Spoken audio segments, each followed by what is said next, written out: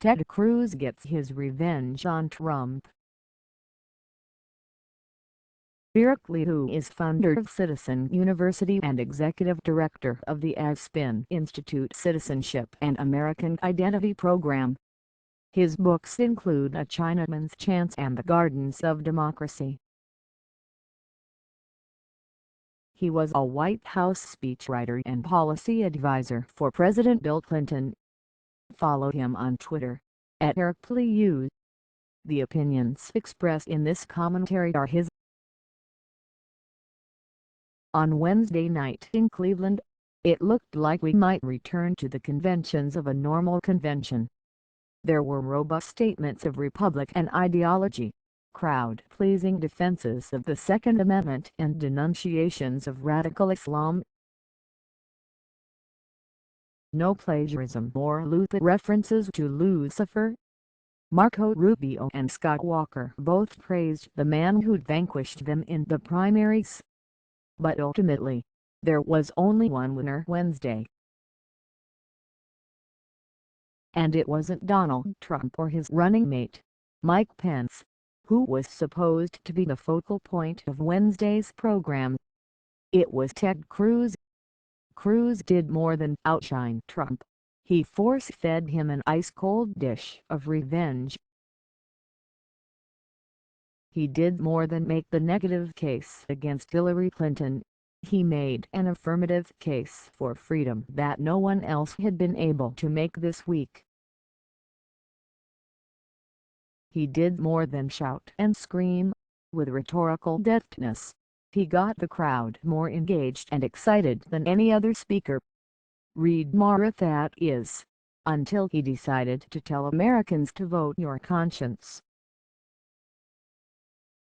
With this pivotal and pointed non-endorsement of Donald Trump, he lost the crowd, who began to boo and heckle him vigorously. Cruz powered through the rest of his remarks, speaking straight to the camera and ignoring the chaos on the floor as Trump hovered angrily in the wings. It was the most remarkable moment of live political theater in recent memory. And it ensured that for the third day in a row, Trump's campaign would lose total control of the narrative of its own convention. Yes, every aspect of Cruz's performance was calculated and self-serving. Certainly, he burned bridges with plenty of conventioneers. But what Cruz did was supremely gutsy. It was savvy. And it must have been deeply satisfying payback for all Trump's insults and attacks during the primaries.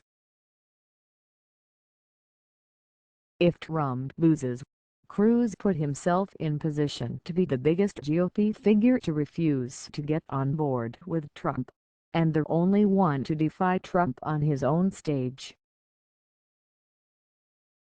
A notorious lone wolf loathed by his Senate colleagues, Cruz will now get to recast his overweening self-absorption and ambition as conscience and high principle.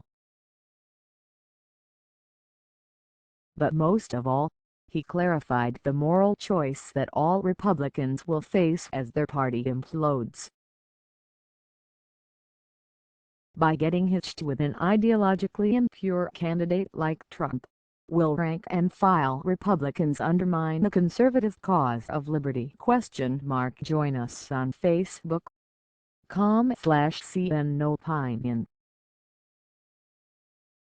Even if Trump wins, Cruz gets to be the voice of purebred, limited government conservatism who will lead the grassroots army every time the Trump administration tries to pivot to the center. Either way, Cruz doesn't lose. To be very clear, I find Cruz's ideas and policy proposals wrong-headed and often odious. But he did the country the service Wednesday by dramatically exposing the fact that a vote for Trump is not a vote of conservative principle. It is a vote for an unqualified authoritarian bigot. Cruz sent a message to the voters Wednesday that Trump himself should have remembered when he put Cruz on the program. Buyer beware.